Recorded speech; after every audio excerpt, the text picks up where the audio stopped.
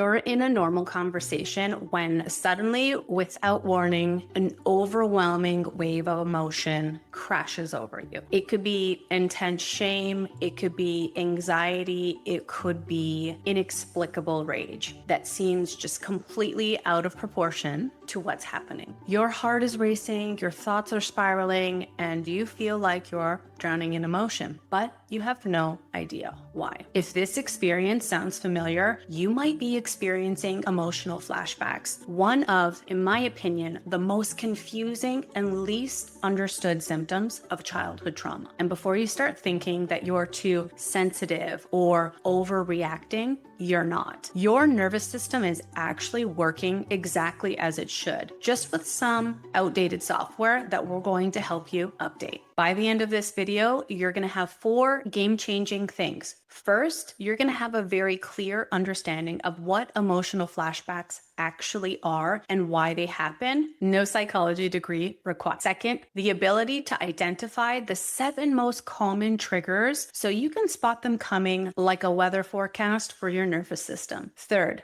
a practical 3-step protocol for managing flashbacks in the moment. Techniques that you can actually use immediately, even if you're in the middle of a grocery store having an emotional meltdown. Finally, long-term strategies for reducing these episodes over time. Wait. But before we dive in, quick disclaimer here. I am not a licensed therapist or a doctor. I am simply sharing my personal healing journey for educational purposes only. If you are in a crisis or having thoughts of self-harm, please reach out to a mental health professional or emergency services immediately. You'll find all the resources and crisis support information in the description below. Now, let's talk about why this topic is so close to my heart. I'm Maria, and I started talking about emotional flashbacks because I was experiencing them constantly and I had no idea what they were until I got my complex post-traumatic stress disorder diagnosis in 2024. Suddenly, everything made sense to me, like finally getting an instruction manual for my brain. For years, I would be blindsided by overwhelming emotional states that seemed to really come out of nowhere. I find myself reacting to present situations with an emotional intensity that just made no sense at all, especially as a mother of 3 trying to stay regulated while my perimenopausal hormones were throwing their own little tantrum party. I have training in Reiki, in breath work, in somatic healing, and in shadow work, but I'm not here to be your guru or tell you to just manifest your way out of trauma with expensive crystal. I mean,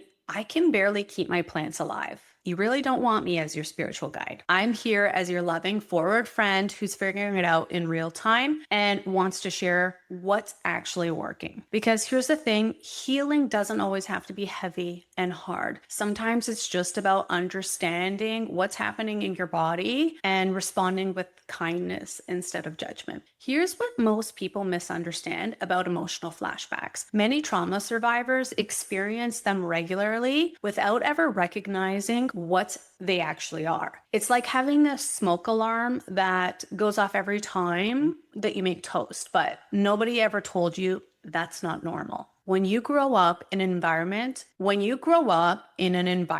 where emotional chaos is the norm, you don't learn to distinguish between proportionate emotional responses and your nervous system having a full-blown meltdown. But once you understand what's actually happening, that your body is responding to present triggers as if past dangers were happening right now, everything changes. You can finally stop thinking that you're broken and start working with your nervous system instead of against it. Let's explore the 7 most common triggers for emotional flashbacks. I want you to think of this as your nervous system's greatest hits album. The songs that always make you cry, but not in a good way. Trigger category 1, authority figures. Interactions with bosses, officials, or really anyone in a position of power can trigger your emotional flashbacks faster than you can say performance review. This might manifest as feeling like you're 5 years old when you talk to your boss, or having a full-on panic attack because a police officer pulled you over for a broken taillight. Your adult brain knows you're fine, but your nervous system is convinced that you're going to get in big trouble. Trigger category 2, criticism or rejection. Even mild criticism can catapult trauma survivors into emotional flashbacks. You might find yourself spiraling into shame after minor feedback, assuming the worst when someone doesn't text you back immediately, or experiencing rejection sensitivity that makes online dating feel like emotional warfare. Trigger category 3,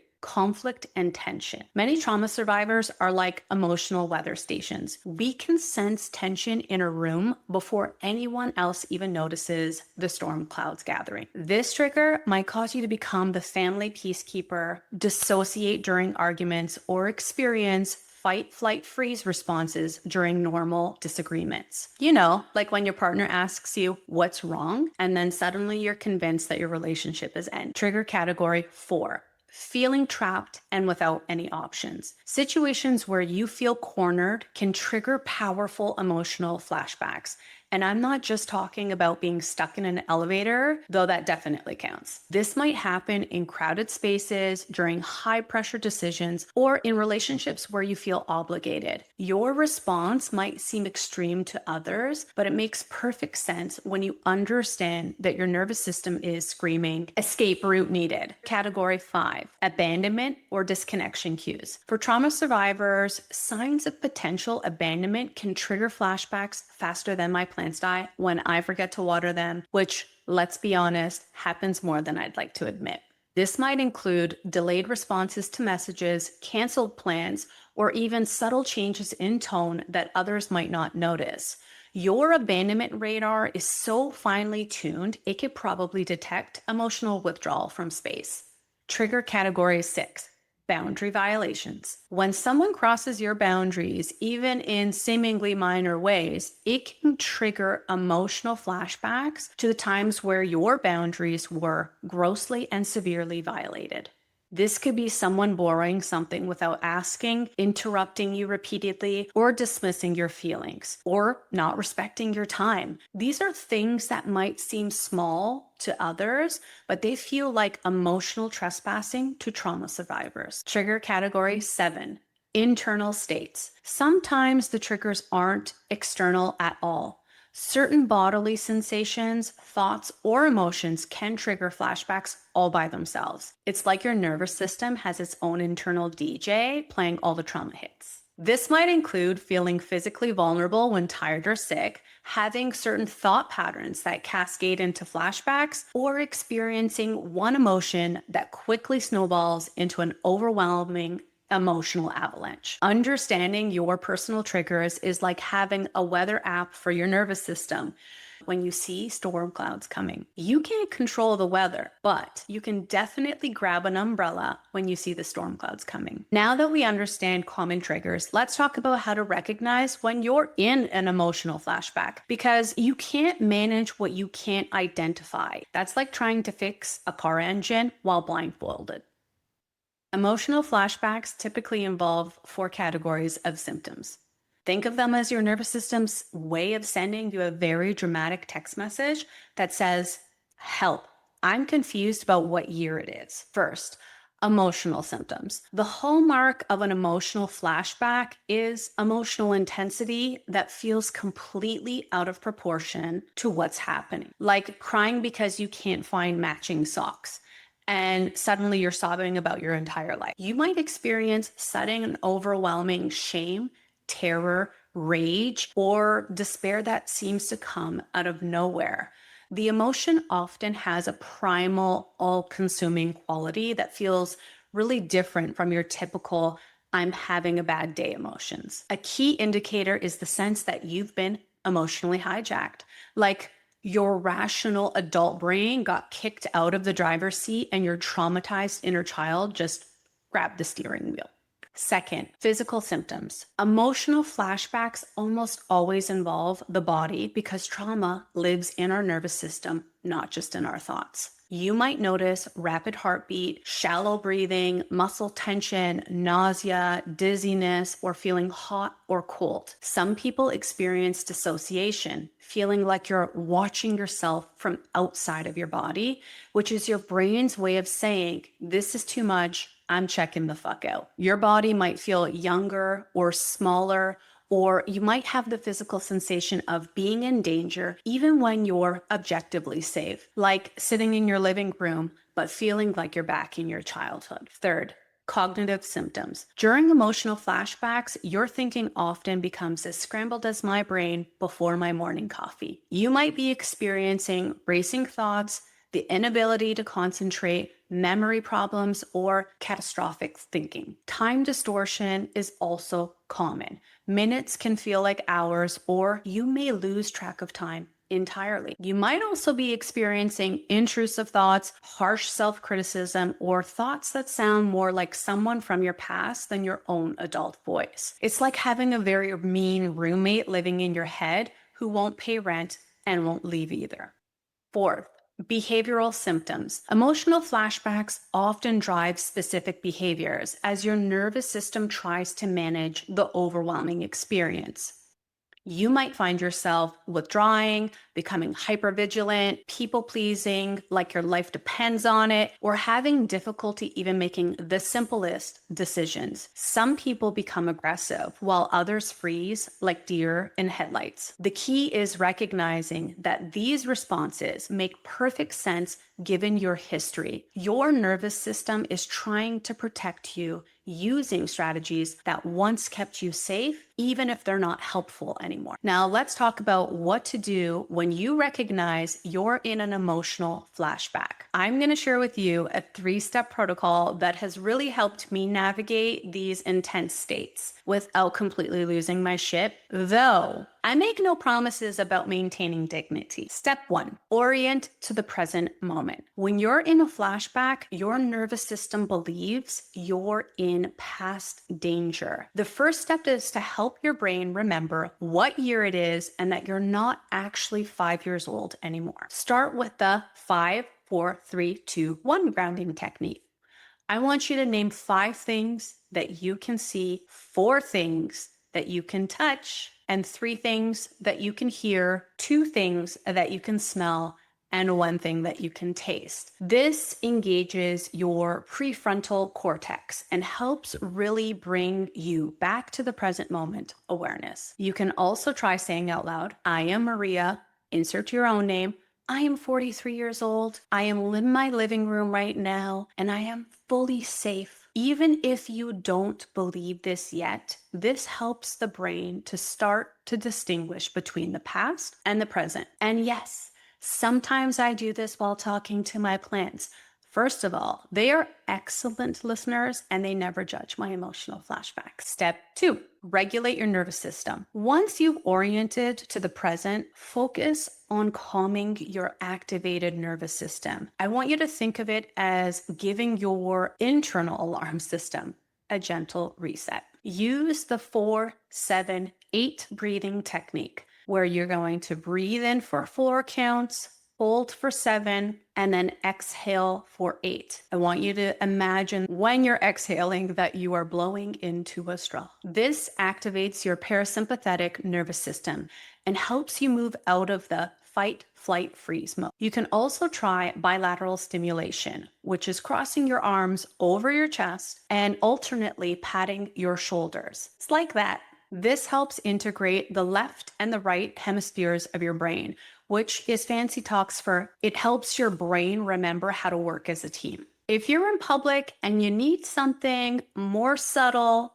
try pressing your feet firmly into the ground or squeezing and releasing your hands. The goal is to give your nervous system something to focus on besides the emotional chaos. Step 3, practice self-compassion and meaning making. This is where you're going to help your adult self-care for the part of you that's experiencing the flashback, like being a loving parent to your own inner child. I can't explain to you how powerful this is, so I want you to pay attention. I want you to speak to yourself the way you would speak to a frightened child. It makes sense that you're scared.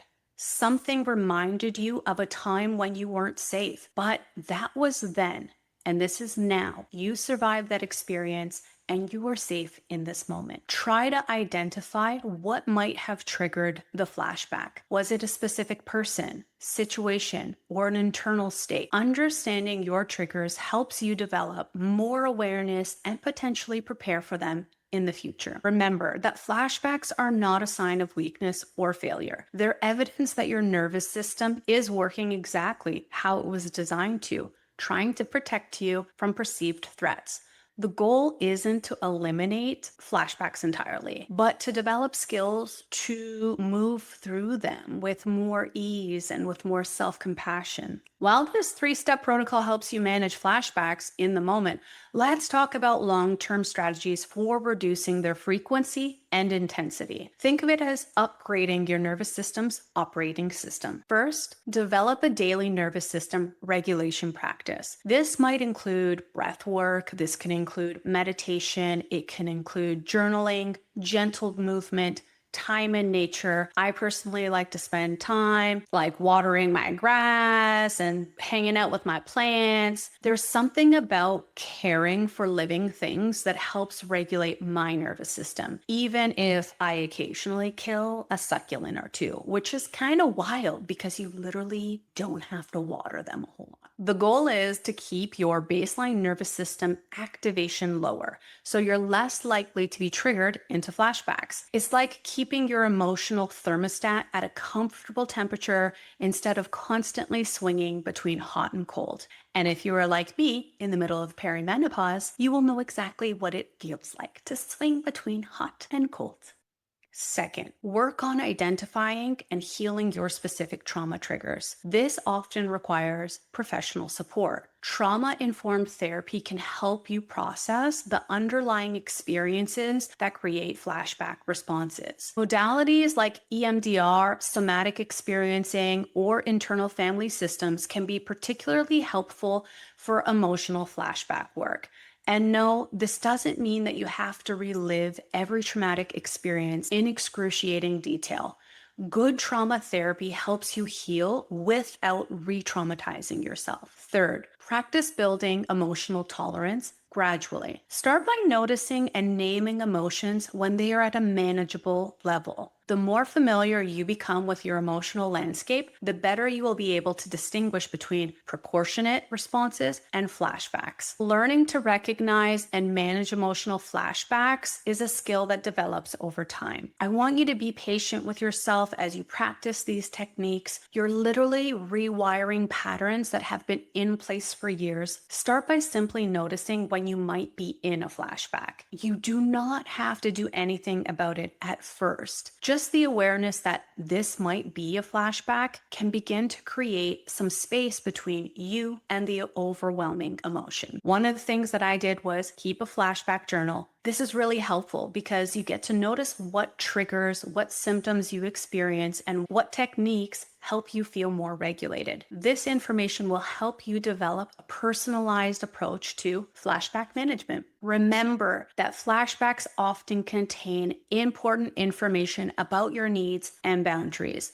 Once you're regulated, you might ask yourself, what is this flashback trying to protect me from? What does this part of me need to feel safe? Most importantly, remember that having emotional flashbacks doesn't mean that you are broken or weak. It means you survived experiences that were overwhelming to your nervous system, and your body is still trying to protect you. With awareness and practice, you can learn to work with your nervous system rather than against it. If this video helps you understand emotional flashbacks better, you're definitely not alone in this experience. Learning to recognize and manage these intense emotional states is one of the most important skills trauma survivors can develop. I'd love to hear from you in the comments. Which of the 7 trigger categories felt most familiar to you? Have you tried the 3-step protocol? And if so, what was your experience? Your sharing helps create a community where we can all learn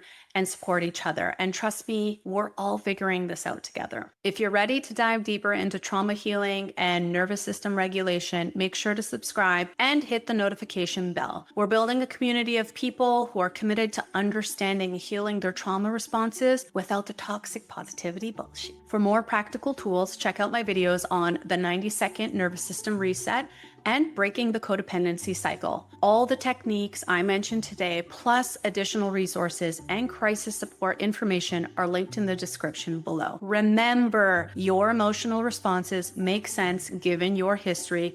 You're not too sensitive, you're not too reactive or too much. You're a person whose nervous system learned to be hypervigilant to protect you, and now you're learning new ways to feel safe in the world. And hey, healing doesn't always have to be heavy and hard. Sometimes it's just about understanding what's happening in your body and responding with kindness instead of judgment. Until next time, be gentle with yourself as you practice these new skills. You've got this.